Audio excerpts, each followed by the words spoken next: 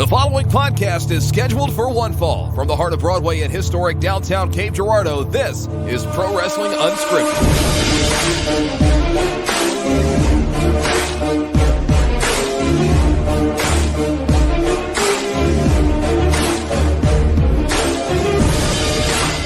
All right, here we go. All right, here we go. Okay, ready? I'm going to jump on hardcore mode real quick. Ladies and gentlemen, it's Wednesday, July 6th, 2022, post July 4th, another shooting, and it's time for Pro Wrestling Unscripted. I'm going to be your host tonight, Mr. 100, the man who choked out Dalton Anthony and finally shut him up, Shannon Young, temporarily, trust me. And you can, by the way, you could get all of Dalton's merchandise on Pro Wrestling Tees. Look up Dalton Anthony.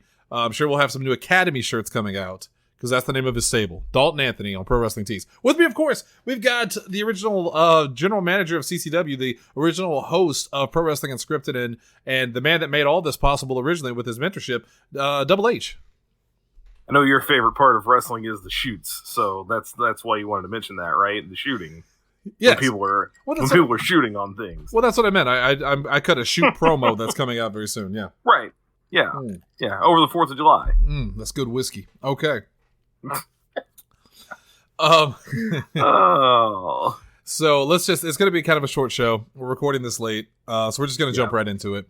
Normally, as you all know, as we say every week, over there on the Nerdiest Part of the Ring, which is a great wrestling podcast with two of our good friends, our sister podcast, Asa Gray, who you can catch last night on the finale of Fallout with a whimper or a bang, or is it bang or a whimper? I forget. It's bang or a whimper. Bang or a whimper. As Greg the Ghoul, which was fantastic. Dalton, you can catch her every so often, doing various things. He's one of them horse boys, things often. That's for sure. Yeah. Well, they have Nerdiest Part of the Ring, great podcast by wrestling, and they start every show off with the power of positivity, something positive out in the world to combat all the negativity, Hunter. That good vibe, right? Right. Yeah, the good feelings. The good fit. That's not what we do, though, is it? No, see, we with the light, there must be darkness too. So we bring the bad vibes. We tell you about all the things that we hate. In wrestling. Hate. My thing this week. All right, first off, let me just ask you. Yeah, you got to go first, or you're going to forget it again. I want to make sure I'm not stealing yours. Is it Buff and the stuff, and he's too much? Nope. Thank God. All right, so you can go back and listen to a couple episodes ago, and I think we've talked about it a couple of times. How happy we were about the resurgence of Marcus Buff Bagwell in the wrestling world. How his positive messages on the social media seem to be kind of a real step forward progressively for the Buff, the stuff. That he's too much. You can't get enough. Well, apparently that was all bullshit. Yeah, of course it was. It was too good to be true. There's been something going on with the merchandise. And the guy that apparently has been running Buff's social media put out a statement saying that he'll take responsibility for what happened with whatever with the merchandise. Apparently people have bought it and they haven't gotten it. And he said that he'll take, responsibility. He has nothing bad to say about Buff, but they have decided to part ways. He's no longer with them. And he made sure to mention in this statement, it was my opinions and views on Buff's social media. So then everybody started coming out going, well, that's weird. Why would he say that? And then the story started coming out of, well, just a little while ago, Trump, he was like a pro-Trump. He was MAGA, Buff Bagwell was. We thought it was weird that he did a sudden, 180. Well, that's because it wasn't Buff. Somebody was running his social media, and this was just a big campaign to get goodwill towards Buff Bagwell. And that's what I hate this week, Buff Bagwell. One of the things I've seen, Joey Janela on Twitter, who, by the way, Joey Janela, despite all the dumb things he does, I think he's actually a really good talent. I saw him wrestle at CCW. I forget who he wrestled now, and I apologize because it was a fantastic match. I think it was maybe Aaron Roberts. I don't remember. Dalton's going to give me shit about this. But Joey Janela said, I knew something was up with Woke Buff Bagwell's Twitter account when he showed up to spring break in a top hat that said, "Let's go Brandon," and wore a t-shirt that said, "I once was a fetus." I thought this was going to be a light little fun bit, and then that happened. No. And now it's even funnier. Yeah. Oh. So all of that good shit from Buff Bagwell being like pro LGBTQ. What an asshole. Apparently it's all bullshit, and I hate it because that was one of my favorite stories of the year, was the resurgence, the renaissance of Buff Bagwell as a progressive.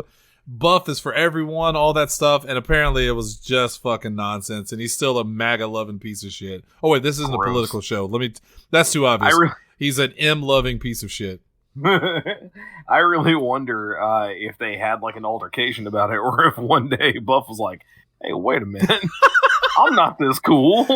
What happened here?" He looked at his own Twitter and saw the pro LGBTQ comments and busted in the office like, "Hey, wait a damn minute."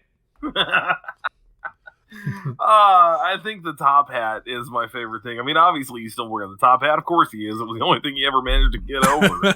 But like, the fact that he has one that says that shit on it, that's phenomenal. That's great in the worst way. One of my favorite CCW things ever was when Jeff Odell, and they didn't run with it, and I wish they had, with Brandon Barbed Wire. They were going to do like a Let's Go Brandon thing. And when people would chant "Let's go Brandon," or whenever we'd bring it up, he would think everybody was talking about him. They were just cheering on Brandon Barbed Wire, and they never ran with it. I'm kind of sad that they didn't. I think that would have been funny. But that's my hated thing this week is Buff the fucking liar Bagwell. If you want to see a superior guy in a top hat, check out Justin Smart at CCW. He makes it look better. What do you got? Mine's nowhere near as bad. It was something that we probably would have talked about one way or another. I am not a huge fan of overly cryptic, like, promo's not the right word, but video packages. Who's coming? Yep. Who's gonna show up? Well, do you know about both of them? Because there's two. I know about the one from Money in the Bank that everyone. Okay, so they thought it was WWE's doing both of them. Yeah. Yeah, so the one that you're talking about at Money in the Bank, they ran a quick promo of a lot of kind of grainy black and white shots, not all black and white. There was some fire involved. But watching it the first time, I didn't watch closely enough to know what was going on. It just kind of ends at the end. Watch it a second time, and it becomes blatantly obvious that we see a gold medal I saw represent Kurt Angle. The Latino Heat the glasses plate I saw. Yeah, so that's Eddie. The glasses from the Dudleys, the taped black glasses, and then the armbands from the Hardys. All famous opponents of Edge. And the more you look at it, the more you go, this is Edge's video package. It just looks like his old one where it's like him running around in the streets at night. Except for the Eddie Guerrero one. Everyone's like, that one's kind of throwing us off because Eddie was never one of his great rivals, you know? I mean, not big, but they were part of the SmackDown 6. I mean, both of them were involved in that era. Right. Of course, Kurt Angle was too. Right. But the thing that bothers me the most, and to be fair, Edge was married to Vicky in that's a good point. Storyline wise, yeah, that's a good point. But it's just like Edge just went away a month ago, man. Why are you cryptically re-debuting? We all know Edge is hired. We all know he's there. And if he comes back as like a different Edge again, how many times are we going to re-debut Edge? I love Edge. Edge is one of my all-time favorite wrestlers, like top 3. It's him, The Rock, and then that third spot goes around constantly. Between guys like like Christian, CM Punk, but legitimately, like, why do we need a cryptic video package for Edge? And if it's not Edge, this is my favorite thing. WWE loves to do this. Now that everyone has gone, oh, that's obviously Edge. It'll be something totally unrelated. It's a red herring. We swerved you. Yeah. Oh, I guess, man. I mean, when you change the question or the answer to the question in such a way that I didn't even know what the question was, what am I supposed to do with that? They did that once years ago with, it was this, I mean, everybody was like, oh, it's Sting. Sting's coming to WWE. Yeah. And it was The Undertaker. It was just an Undertaker ad. And everybody was it was just an Undertaker thing. Yeah. And then when they did debut Sting, I'll never forget this. I just have to mention this quick story, 30 seconds. I'll never forget watching Raw live. And there's this big symphony orchestra of Sting's music, and I go, holy shit, that's Sting's music. And then they show Sting turn and face the camera, and I'm like, holy shit, Sting's coming to WWE. And then it just said WWE in a 2K. video game. In a video game. The crowd booed mercilessly. They went hard. They were pissed. Yeah. His actual debut was in St. Louis. That's what I thought you were going for. I'll never forget that because I almost went to that show, and then we were like, never mind. And then Sting showed up. But They did this twice, so that was Money in the Bank. This happened again at the Great American Bash, but this time it was something different. There was a QR code that flashed on the screen temporarily. It had nothing to do with that other video package, and apparently going to that QR code reveals the numbers 8:10:11. Now, what that means is very up in the air. I saw the top rated comment on the Squared Circle subreddit post about it was someone doing the math of it being letters in the alphabet and then sequentially changing them over time till it eventually became MJF. And I was like, look, that's as good a guess as anybody's got at this point, I guess. And then, then that guy, he goes up to the WWE office and he pounds on the door and he goes, Carol! Carol! But I'm telling you, there is no Carol in Titan Towers. No MJF. So, 8/10 is obviously either August 10th, or if it's, the rest of the world does it, then it is the 10th or the 8th of October. Right. But the 11 makes no sense. It's 22, obviously. Right. So I think that was part of the math. It was but then if you double the numbers, then it does this day was a whole deal, man. Well, I'll tell you what, it's not MJF. It's not. Okay. It's not MJF. Okay. Because the motherfucker's still under contract to fucking... I thought you were going to hit me with who you thought it was. That's where I thought that was going. Okay. I think it's not MJF. So I think the WWE one's clearly Edge. I think it is. It's just kind of obvious, unless they throw us for a loop. The weirdest one I saw, someone said that they legitimately said that it was Eddie Guerrero, and that this was all one. That Eddie Guerrero apparently wanted to take time off, so he disappeared to Mexico for years, and this was his giant return. And I'm like, oh my god, where is your tinfoil hat, sir? You need it. I would sooner believe it was Chavo. I would believe it was MJF. Right. I would sooner believe it was Sting coming back. It was Curly White. But I don't know about that. Yeah. They would probably do that again. They would. But the NXT one is weird. 8, 10, 11, I don't know. Of course, both of these have... I was going to say, both of these have been saddled with Bray Wyatt. It's going to be Bray Wyatt. It's going to be The Fiend. I hope so. I hope so, because I want him back. Yeah. But I hate this, super cryptic, what's gonna be? And part of it is it screws up my suspension of disbelief. So you went to the people in charge and were like, hey, I'm coming back. But here's what I want to do. For 2 months, you're not even gonna talk about me. It's gotta be this. Pretend it's me. It's gotta be this. There are ways of doing this well. Jericho's was a great one, especially because the longer Jericho's went, the more we knew it was him. In fact, both times. Are you talking about original the Code Breaker? The Countdown Clock, and then the Code Breaker one, too, yeah. The Countdown Clock is probably my favorite of all time. Because everyone knew it was Jericho, but then when he came out, holy shit. It reminded me of Punk, when Punk came back in AEW, except Punk coming back in AEW had no build-up. There was no campaign. He just showed up and everybody knew it. But Jericho, man, that Countdown Clock was awesome. I think people forget how great the second go-around was, though, the Codebreaker, because when it finally revealed that it said, "Save us, Y2J," first of all, what a great line, right? Because he came back as this super cocky, not that he ever had been anything but that, but he came back as just he was the savior. Everything was going to be better now because he was back. And then when they didn't latch onto it, he started doing the full business, wearing the suit, cutting his hair, completely abandoning everything before. Probably the best Jericho reinvented himself. Anyway. Yeah. Absolutely. Oh my god, absolutely. But yeah, this already feels hokey. Both of them already feel really hokey, and I'm not into it. I would say I hope the payoff's good. But I was watching Wrestling with Regret earlier. A big shout out to Brian Zane, who I talked to once, by the way. And I know Dalton's a big fan. Dalton's met him, of course. Dalton's met everybody. Yes. But they were talking about stables that didn't work, that didn't last. They were talking about Retribution and how Retribution. You talk about nonsensical bullshit. How Retribution's whole gimmick was that they were going to destroy WWE. They were pissed off. They were anarchists. They were Vince's idea of Antifa. That's great. Right. Yeah. And then how did the story end? They signed contracts. Get the fuck out of here. They signed contracts so that they could do more. They could cause more damage. They'd have more access. Not to mention, then they got drafted.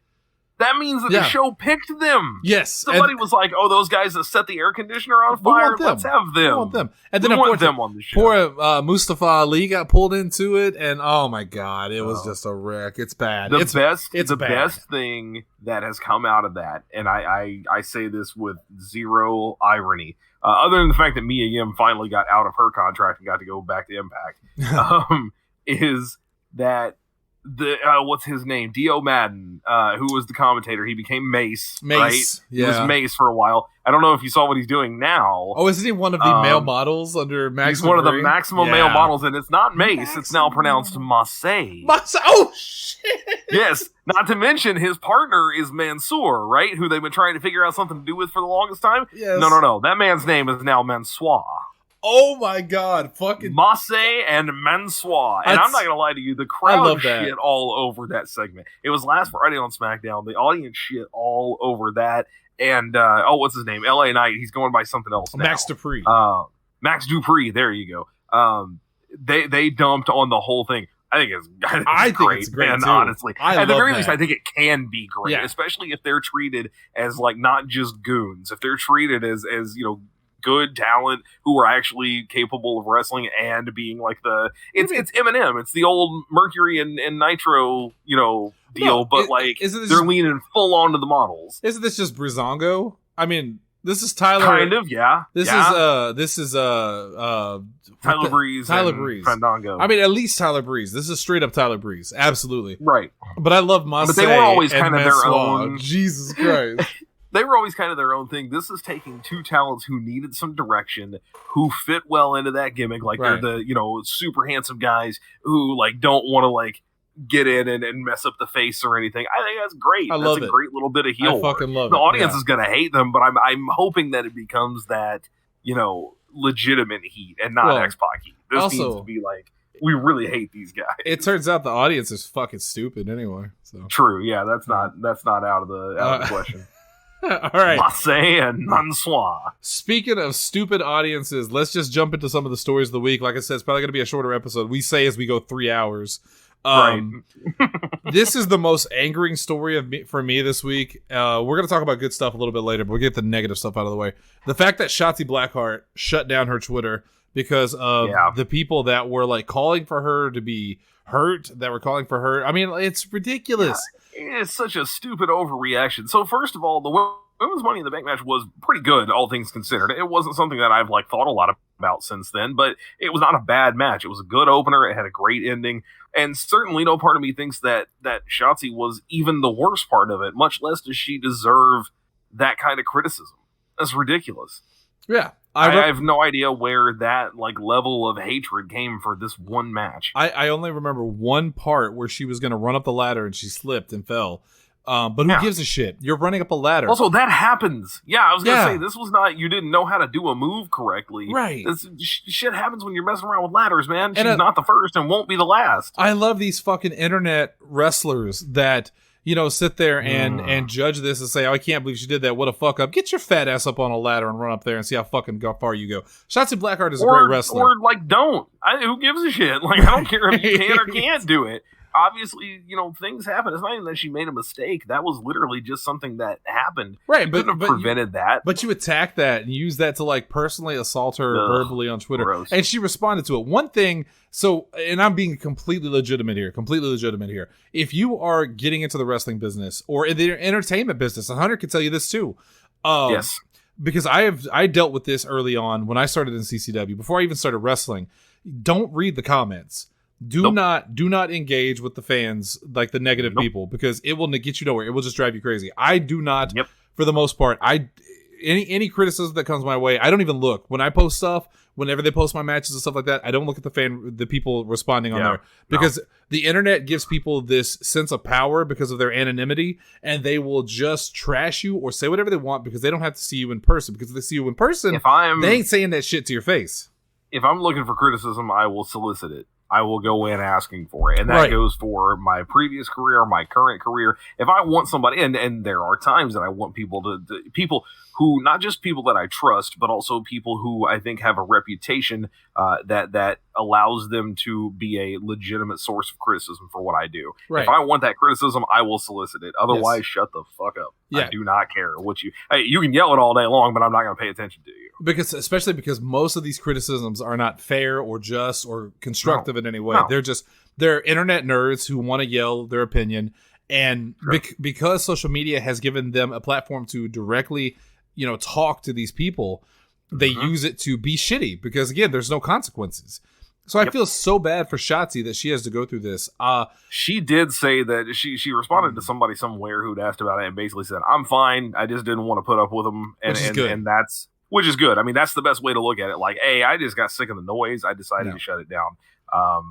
Twitter is a cesspool anyway. Yes. I don't recommend social media as a whole is a cesspool. I mean, God, that one feels like the worst. But yes, in general, it's not a great idea. I mean, not to get too dark, but social media is what led to Hana Kimura killing herself.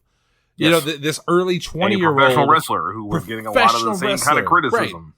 And she ended up taking her own life. And people don't think that it has an effect. But my God, fucking social media has an effect. Because there are some people, I know I said don't pay attention to it, but there are some people that can't help it. They love social media. I mean, it is their outlet. They love to connect with the fans. And when the fans are being not just shitty, not just saying, hey, you made a mistake and good luck next time. But I mean, like, actually talking about how awful people are or kill yourself or shit like that. I've got a Rhea Ripley post. She posted on Twitter today and it said, "Hi, Demi here, the real-life human inside of Rhea Ripley. Just wanted to point out that wrestlers and any form of entertainer is a real-life human off-screen. Don't wish harm on anyone. Don't wish for anyone to be buried. Don't wish to anyone for to be fired. Fucking disgrace." And she posted a picture of someone that said, "Rhea Ripley should be abused." Are you fucking kidding me? What does that even mean? What? Fucking ridiculous. Gross. Just because you have the power to interact with your idols and your heroes doesn't give you a right to be shitty to them. It's absolutely fucking ridiculous. No. This is, I hate to fall back on a comic book quote here, but I think it's gone far beyond that. With that great level of power comes, as we all know, great responsibility. You can't wield this insane level of communication ability that we have in this modern day and age without some responsibility and without expecting consequences. Sooner or later, it's going to be a problem. Yeah, because not everyone is sane or tactful. I have spoken before. Indie level celebrity before. I've talked to Mitch Pileggi. I've talked to Melissa Villasenor. I've talked to Vuko, who was a director for Wood Rocket, which is a porn production. She's awesome. I've talked to all these people. I know it's weird. I talk to weird people, but they've all been so cool. And we've talked casually and like I've been respectful because you treat people with fucking respect. But there are other people who will just use that platform to trash and assault because they can open their mouth. And there's some other fucking asshole out there who's going to give them a like or an upvote or whatever. And it's disgusting and ridiculous. Those people, if you saw them in person and confronted them, would bitch out so fucking quickly because they are nothing but parasites. It's disgusting. Yeah. Sorry. Now I'm sobering up now and I'm angry about it. No, I mean, I'm with you. Again, this is 100% one of those things where I wish that celebrities, or however you want to put it, people of repute, didn't feel the need, not even the need, the pressure. Didn't feel the pressure to be on these things because you cannot be someone of a certain level of fame or infamy, for that matter, and not be out there for people to hear from you nowadays. You just can't do it. It's almost impossible if you need any level of self-promotion. Right. And I'm glad that a lot of them are learning how to cope with it. Some of them are just straight up not doing it, and that works well too. A lot of them are just doing that. A lot of platforms are now starting to offer that, like, the poster has turned off the comments for this. That should have been a thing from the get-go. Right. You should not have to require people to be able to respond to you in any way, shape, or form. Absolutely. And again, my advice to all of the up-and-comers out there, don't read your comments. Just don't. Nope. If you have, especially in the wrestling world, because this is a wrestling show, if you have a match and you want to post it. Don't read what people say about it because they're not going to offer you any criticism that is valuable. They're only going to, the people that say, hey, good job, that's great. But you'll get that from people anyway, people you know and love. You do not need to win the internet's approval. Just be you and don't give a fuck what they have to say, because it's almost never good. So, yeah. And that's not to say I don't love our fans. Like, I obviously love the PZ85 fans, and we've had people criticize us before too. Thankfully, we're not on a level of celebrity as people like Shotzi Blackheart.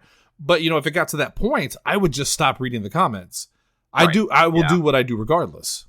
At least that is an option for this. I know we're moving on from this, but when I started in radio, the first time that I did my version of the morning show that I did for 6-8 years, you had fucking I had call-ins, and of course I don't know who it is or what's happening, and I gotta answer them because they might be. Of course, at that time it did. In the last couple of years, I kind of stopped doing that.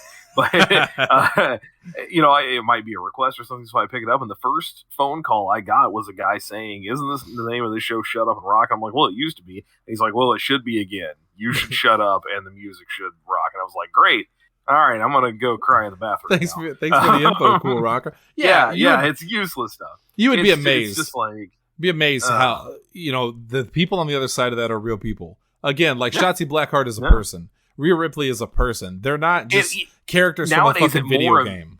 It more amazes me that there are real people who do that. There's a real person out there leveling that kind of criticism at someone, and with no sense of irony, no sense of guilt. Like, this is really how I feel, and I'm really just going to get out there and be a piece of shit in the world. Yeah, because there's no consequences. I can say whatever I want. And then the Trump era, not to get political, but in the Trump era of say whatever you want. It got worse. He tells it like it is. He doesn't have a filter. He's a straight shooter. Neither does a fucking 5-year-old. But I'm not going to elect a fucking 5-year-old president, and I'm not going to listen to a fucking 5-year-old's criticism. If a 6-year-old child told me after a match that I sucked, I'm going to tell that child to fuck himself.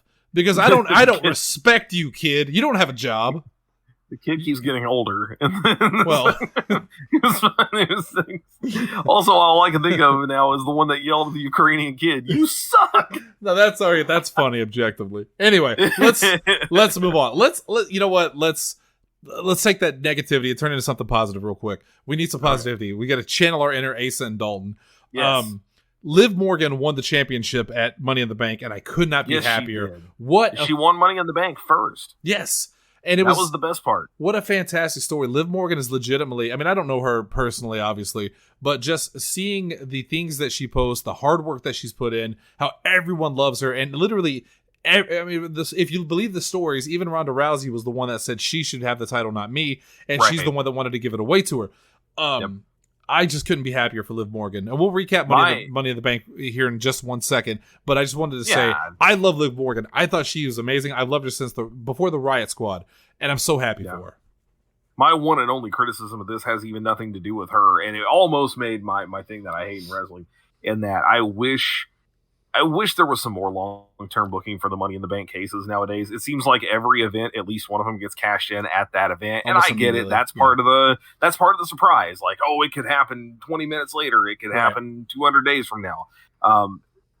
But some of that almost always feels like, you're taking a piece off the board that now won't get put back into play for another year. Yeah. But again, that has nothing to do with the situation itself or with her by any stretch. I was legitimately excited when she won, and I remember it was only in the aftermath. It was only after the bell had rang between Natalya and Ronda to end their match that I saw Ronda limp, and it was the first time I went, "Oh, wait a minute. Right. Oh, they might actually go for this." And Sarah was like, "No, they're not. They're not going to do that with Ronda Rousey." Sure enough, seconds later, there hits the music. And I don't know if you've seen, I think one of my favorite things coming out of this was her reaction, of course, to every bit of it was awesome, because she's so happy to just be on top and be given a chance to run with the ball. One of my favorite reactions was they had a camera set up at ringside at the announcers tables. I don't know if you've seen this. And I just saw it. I was going to say, I don't know how much they legitimately knew or how much they were playing it up, but when McAfee and Michael Cole realize what's happening and both of them just leap out of their chairs and just start, like, McAfee is like bouncing up and down. He's losing it. I thought that was pretty great. I still think he's a garbage commentator, but I thought... But you can't deny the positive vibes that he brings to it. Yeah. In that moment especially, it was phenomenal. I loved it. It was really great. And you were the one that told me about it that night because I worked and I didn't get to watch it live. And you said, I don't know how much you want to know. And I was like, oh, go ahead and tell me. And you first told me that, she won Money in the Bank. And I was like, oh, that's really cool. I'm glad. And then you said, and also she cashed in and won. And I was like, I immediately pulled my phone out and started looking it up. Yeah, I was so thrilled. I fucking love Liv Morgan. I think she's great. And I think she's such a positive vibe. So I couldn't be happier. And kudos to Ronda Rousey for the way it went down. I know some people criticize it like, oh, she lost the title and she just handed over and hugged her. That makes no sense. Fuck you. Let us have a good moment for once in a while. Seriously. Yeah. I mean, don't get me wrong. I'm not even a small fan of Ronda's work in WWE. But at the very least, if they're going to keep her as a face, I mean, that's a face move right there, right? Yeah. She got caught off guard. She got beat. She knew it was a possibility. And when it happened, what else are you going to do? I mean, again, if Liv is going to be played up as not just a real life person that people like, but also somebody like in the game that people like, in the confines of stories, then that's how that would go, right? Absolutely. I mean, it's not like Ronda was happy about losing the title. She was just happy for Liv. She held up her arm and then she rolled out. And she hugged her, and it was great. Yeah, what are you going to do? I mean, you're a baby face. I'll tell you one thing that I'm not looking forward to. I swear to God, if Charlotte shows up on SmackDown this Friday, God. I just saw a quote from Liv Morgan on a show. I don't remember what it was, but they asked her, what's the difference between you and like Ronda and Charlotte? She said, people want to see me as champion. And I was like, fucking right. Fucking right. I had seen a breakdown of who all has been the SmackDown. So like, the one that she won specifically, the SmackDown Women's Championship, champion, who all's been the champion since that belt was debuted. This is the first time since, and I cannot remember who was involved in the match, since 2017 that title has changed hands between two people, and neither of them have been one of the four horsewomen. That nobody involved in that title exchange was Charlotte, Sasha, Becky, or Bayley. I'm honestly... That's crazy. And right now, Liv is your champion and Bianca Belair is your champion. No horsewomen in sight.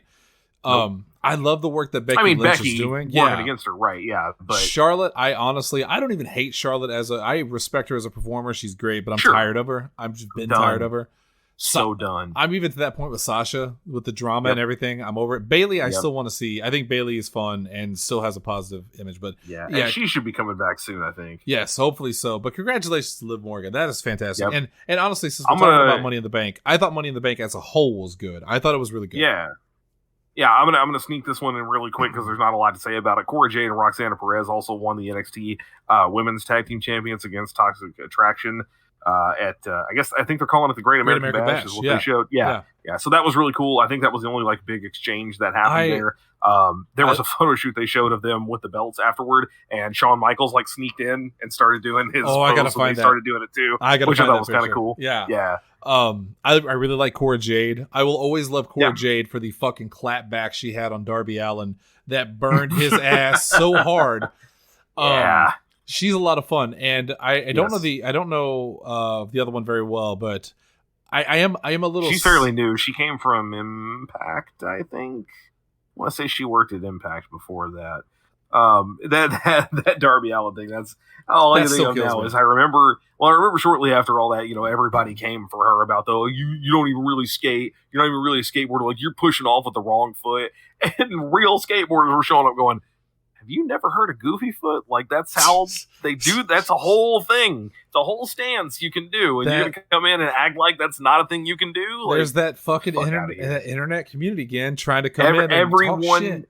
Everyone's a critic, and everyone is also a fucking expert. Yes, apparently, at any given point in time, including us. Here's the difference with us. We work in the wrestling business, and we're fucking to some degree, and we're fucking respectful. So fuck we off. Did or we do. Yeah, I was going to say, in no way am I ever in here saying I'm the only one who knows the right way. I just have some criticisms. I'm also not levying them at people who will ever hear them. Well, I'm not calling people going, hey, listen. Yeah, and again, we're respectful, except for when it's not. It doesn't call for respect. Like if you wear a "Let's Go Brandon" fucking top hat. Anyway, or if you call yourself Mr. MAGA, or that you. That's also a problem, you know? I really like Toxic Attraction. I think them Sure. plus Mandy Rose is one of the best things going in wrestling. It's it's not to be a masochist, or not a masochist. Yeah, I think that's it. I'm a little tipsy. They inflict pain on yourself? No, not a masochist. Misogynist. That's what I meant. Yeah. Sorry. That's a very different thing. Yes, the whiskey. Anyway, they were great. They're great wrestlers. Gigi Dolan and I don't remember the other one's name. It's JC Jane. JC Jane. Thank you. I always want to say Janie Jace, and I always get it wrong. They're great. I mean, they're very attractive. They're great in the ring. They have a great presence, a great personality. They are seriously world class talent. These are the kind of people you desperately want to sign. And you mix them with Mandy Rose, who is all that too.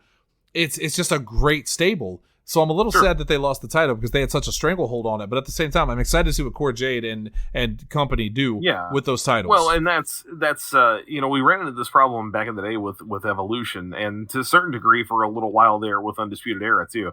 You can't. I love the visual of a group all being decked in gold, them all having. I mean, the Bloodline right now doing that. Yep. It cannot last forever though. Right. The longer it lasts, the more you're going to go.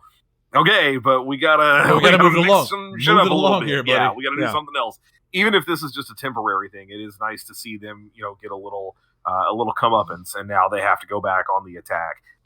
This was a problem with Austin for the longest time. If you remember, I mean, Stone Cold is one of, if not the most successful pro wrestlers of all time, but he was always more interesting chasing the title than he was holding it. Right. When he held it, having to defend it was never really quite as good, it seemed like, as when he went after it. The chase is what everyone always goes for. I mean, the chase is what makes it worthwhile. Sure. So I'm excited to see what they go with it. I like this. And I'm waiting for Mandy Rose to be, dethroned as women's champion. I thought whenever they did the Otis angle, because I loved her during the Otis angle, it was such a legitimately sweet angle.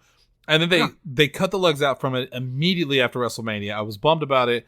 They made Otis a bad guy, which works to, I mean, that depends on your level of the definition of works. It has worked really well, but knowing what could have been is what's holding it back, I think.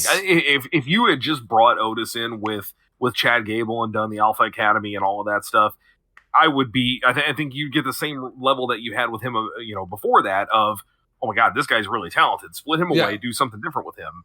Right.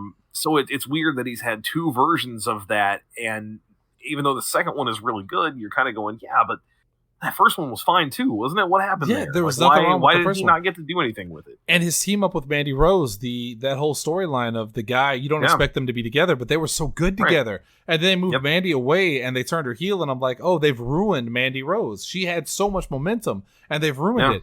No, I was wrong. They turned it around. She is one of the best heels going right now. She's got a great look. She's fantastic in the ring. Mandy Rose is a player. So fuck me.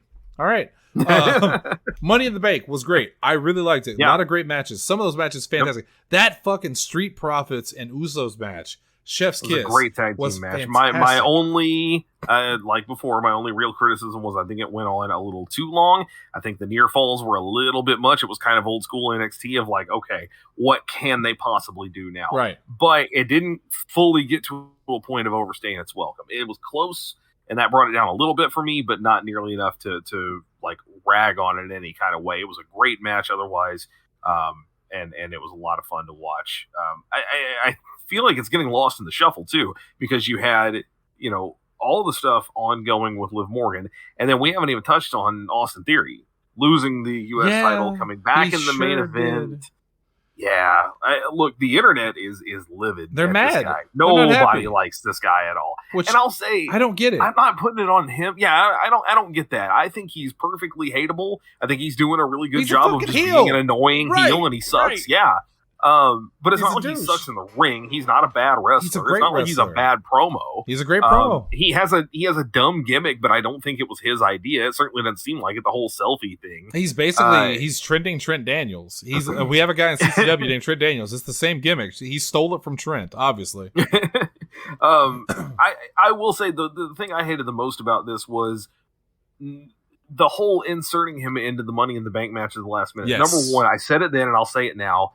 That was never meant to be Adam Pearce. It was supposed to be Vince McMahon. Yeah, it's the only thing that makes sense. Vince McMahon was the one who propped him up going into WrestleMania. He's the one who had him in there with him against Austin and all of that.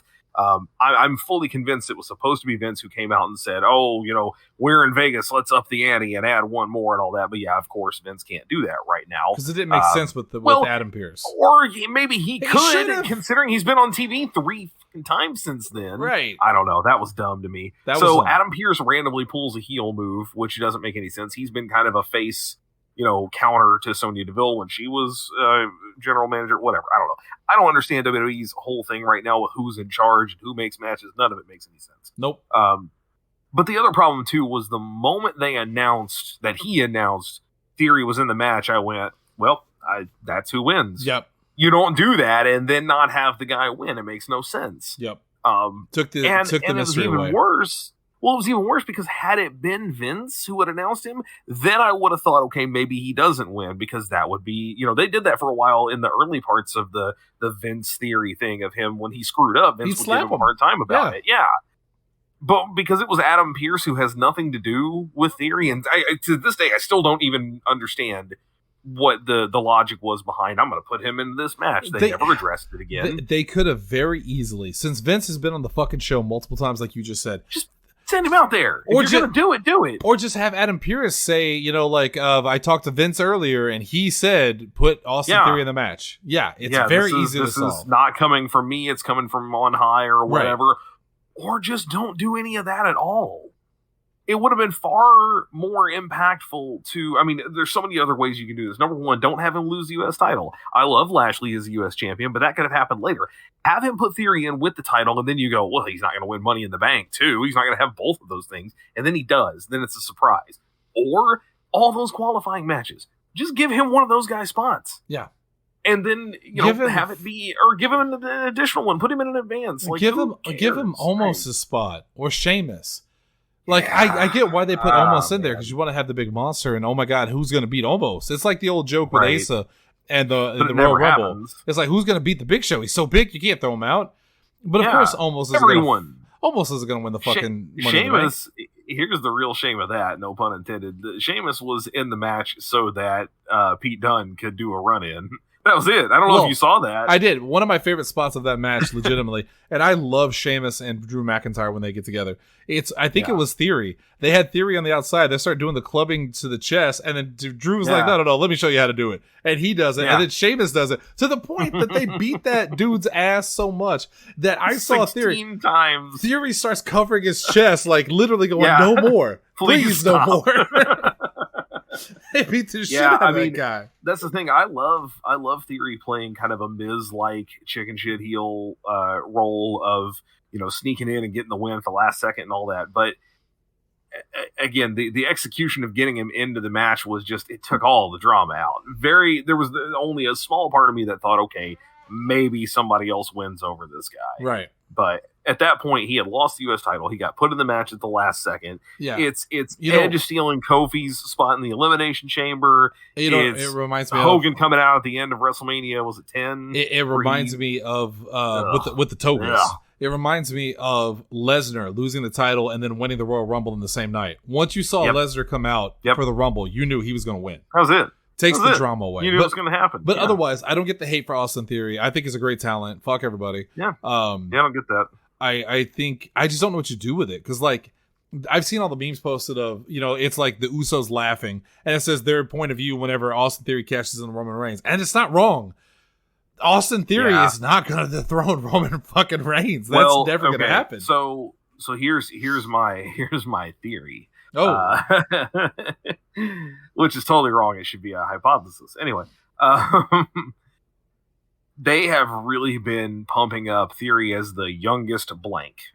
Like, he's youngest everything for a while now. Randy Orton was that for a long time, but then there were a few people who kind of slipped in there and muddied the waters on who was and wasn't. And so I really think that they want him to be able to carry that title for a lot of stuff. He's currently the youngest United States champion and the youngest winner of Money in the Bank, right?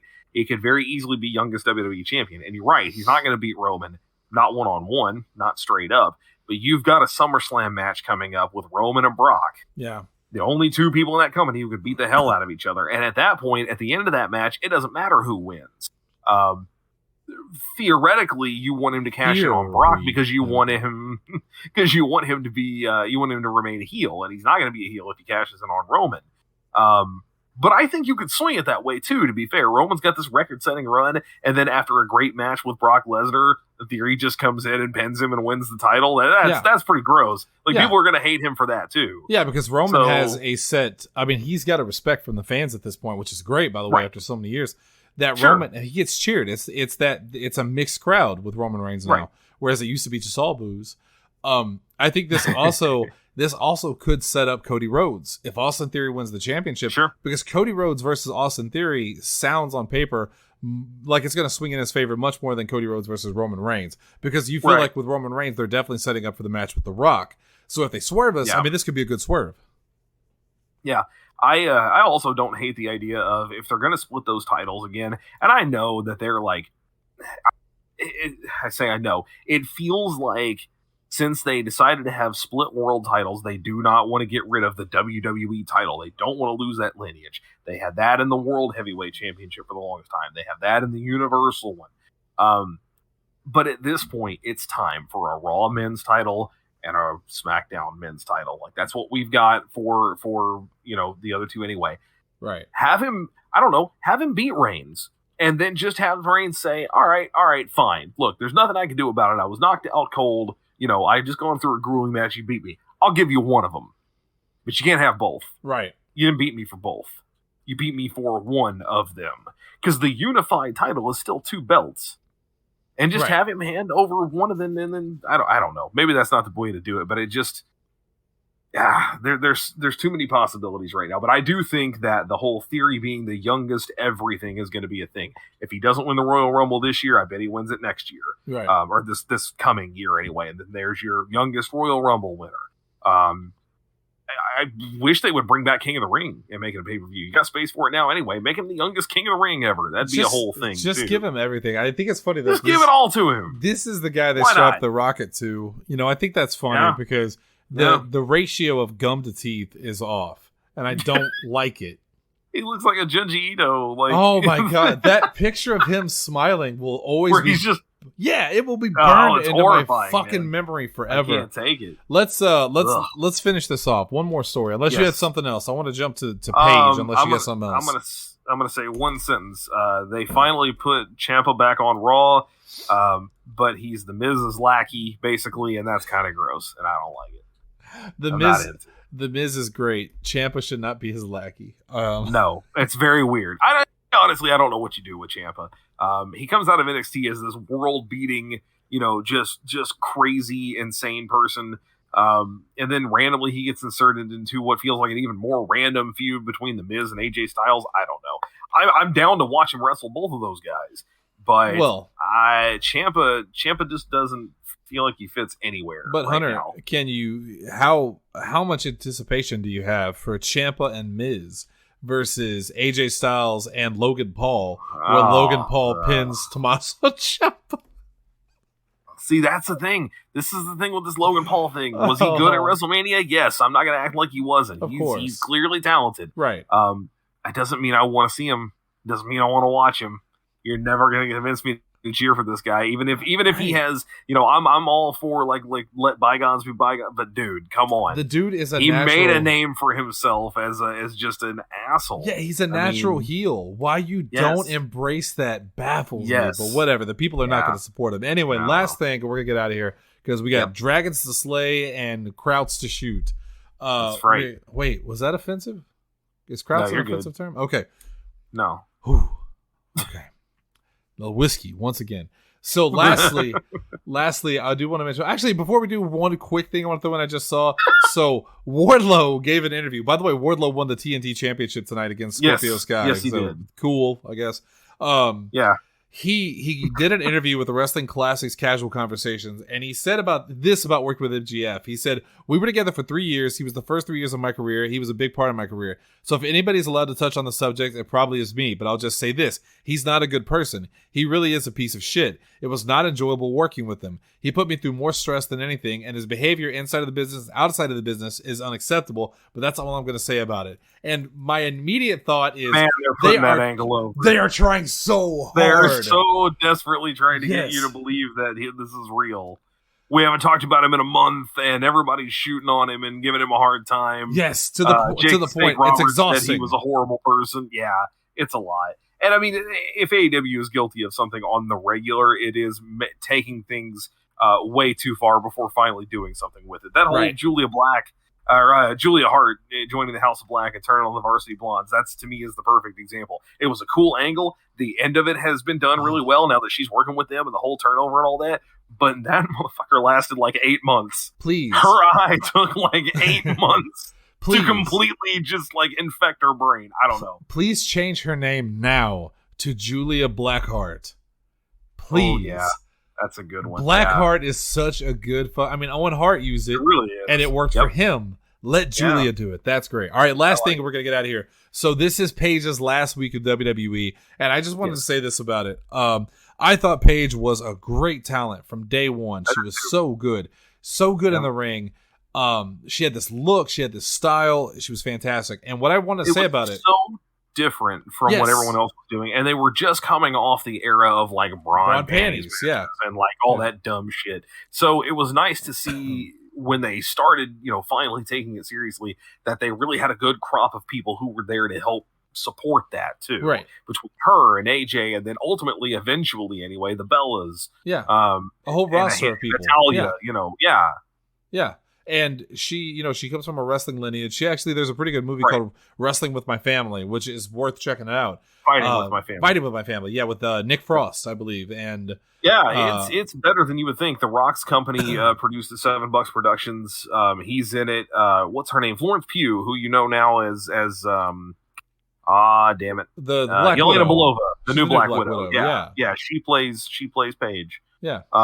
Weirdly, Zelina Vega. You may not know. Yeah, Zelina Vega plays AJ. Yeah. They don't look a thing alike, except they're both like 5 feet tall. Yes. And good wrestlers. Yeah.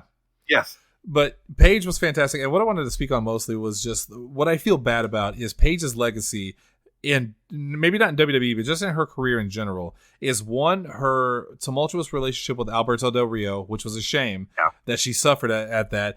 And of course, the infamous sex tapes. And that, I still hate the fucking fact that whenever anything is posted about Paige, the first thing that these fucking knuckle-dragging idiots post is either a sexual reference or making fun of it or something like that. Yeah. This was a girl who was in her early 20s that was taken advantage of by somebody and then exploited, and it's not something to joke about. It's absolutely disgusting that this is her legacy after everything she accomplished and went through, that people still bring that shit up. And it's not funny. It's not cute. It's not cute when they make Xavier Woods jokes. It's not. No. And you're a fucking Neanderthal if you think it is. And that's all I wanted to say. I get so pissed off that for someone that achieves so much at such a young age, this is what will follow her for the rest of her life, and it's stupid. Yeah. Well, I've already seen the, part of the thing that she mentions in her, she wrote kind of like an open letter for her, leaving WWE. And for the record, I mean, she has said before she didn't want to leave. It's just they didn't have anything else for her. She's been sitting on the shelf for a long time now, doing a lot of PR and the kind of stuff that like Titus O'Neil does. And that's all well and good, but that had to come to an end eventually. They had nothing to do to get her back on screen. They couldn't come to any agreements on that. And so she's on her way out. She says in the letter, "This is the last week that I am Paige. I am Saraya. You will not know me as Paige again after this." And I've already seen all right, well, get ready. Saraya is all elite. Like, it's coming. I said it before with some other stuff, and I mean it in a different way, and I'll explain why, but I genuinely hope, at least for now, that is not the case. Right. Because I think she needs to at least get away from wrestling in general for a while. She's got a lot of other talents. She runs like a fashion line, if I remember correctly. She's big on Twitch. Doing a ton of stuff there. Even if it's wrestling, like going back to her family, the Knight family, like wrestling group, and I cannot for the life of me think of the name of their promotion. But they've been running that in England for the longest time. Even if she just kind of went back to her roots and working with them, working behind the scenes, whatever she's doing there, do that for a while. Let this other stuff, hopefully, like you said, these Neanderthal like idiots will let this stuff go and eventually just kind of let it slip away. Yeah. And then when she comes back and gets involved in something, even though it probably won't be WWE again, start fresh. This is somebody who had another miraculous recovery in the same line as Edge and Daniel Bryan. Paige, Saraya, whatever you want to call her, deserves to be in the same echelon as them, coming back from these horrible injuries, these neck injuries, and being able to get in the ring and go again. Because last I heard, I mean, she was cleared to wrestle again. It's a real shame that those other two people got that chance somewhere, whether it's WWE or otherwise, and she still really hasn't. Every time they brought her back, it was in a managerial role, and she was good at that. Yeah. But they didn't give her anything to work with, because they never do when they bring you back for that. See also Kurt Angle, Mick Foley, Daniel Bryan, Shane McMahon, all of them. Which, as a side note, has always frustrated me. I think that wrestling does better when you have some kind of authority figure. I think William Regal's a good example of that. But at the same time, it's got to be done right. And it really is. It can't be that hard. It cannot be that hard, because it has been done right.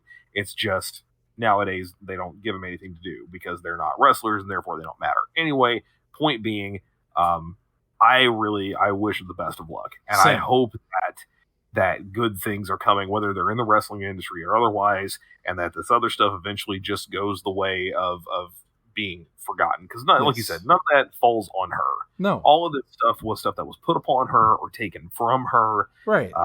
It's Alberto Del Rio is a scummy piece of shit, and I always kind of thought that from the moment that we started hearing bad things about him anyway, but then it proved to be true. And I hate that she gets wrapped up in that so often. And I used to be one of these people that, if you had caught me in my early 20s, it's the reason I check my Facebook memories every day to delete all the dumb shit that I said when I was young, because I would have also made fun of Paige. I would have made fun of the sex tape. I would have done that. But as an adult and someone that grew the fuck up and is more mature, it's sad that this is something that is going to haunt her forever. It's sad that basically intimate moments between a couple of someone's personal fucking life was thrown on the internet for everyone to see, and now it will always be on the internet for people to see. When Paige, if she ever has children, it will be on the internet, and someone will definitely send it to her kids. Yeah. And that is absolutely awful that someone can't just live their goddamn life. So I really hope Paige has a good life. I wish her the best, and I hope she does return to wrestling at some point. And I think she's great.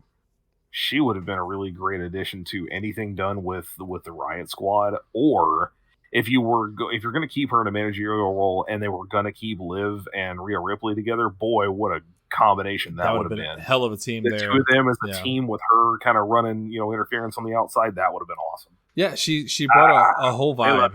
Man, Paige was a whole vibe, and she inspired so many people. So best of luck to her. And that's going to do it for us here tonight. We will be back tomorrow with an all-new After Dark. It's going to be a lot of fun. Lindsay's going to have a top 5 for us. And we're going to have new cats. 2 new kittens live on the show tomorrow. One on Lindsay's camera, one on my camera. It's going to be a lot of fun. Hold them up. We're just going to hold them up. 2 brand new cats on the show. That's the show. That's the show. It's just the cats meowing. And then on Friday, the horses are going to run late again, but that's fine. Late horses are the best horses. So stay tuned for it. We got a late horse with David Letterhorse. And now Paul Oates. I don't know. All right. Paul Stallion. Oh my God. Well, you know what you have to do now. All right. Yeah, I'm on it. Guys, we'll see you tomorrow for an all new After Dark. Until then, take care of yourselves. We love you. Keep watching wrestling. It's great most of the time. Until then, Hunter, please take us out, sir. One more time for Paige. This is my house. Later.